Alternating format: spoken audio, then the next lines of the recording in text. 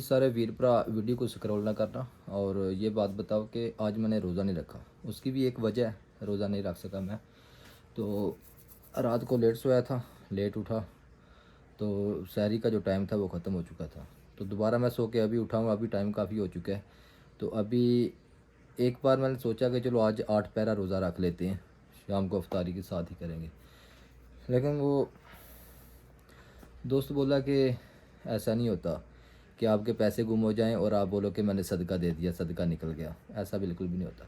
अगर रोज़ा रखना होता है तो जब आप उठे थे 5 मिनट 10 मिनट आधा घंटा लेट आपको जाग आई, आँख खुली, तो आप उस वक़्त नियत कर लेते तो आपका रोज़ा हो जाता। लेकिन अभी आपका रोज़ा नहीं है, अभी 1-2 घंटा बाकी है।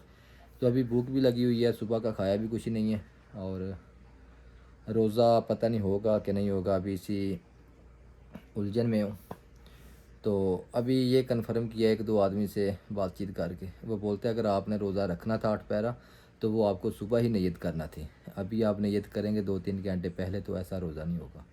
तो अभी फिर मेरा रोज़ा नहीं हुआ आज, तो इसलिए मैंने आज खाने के लिए ये लेके आया हूँ। 2 अंडे लेके आया हूँ, खीरा लेके आया हूँ और एक लुबन लेके आया हूँ। तो अभी बहुत दुख हो रहा है यार। रमज़ान मुबारक आज चौथा रोज़ा है और चौथा रोज़ा मैंने मिस कर दिया।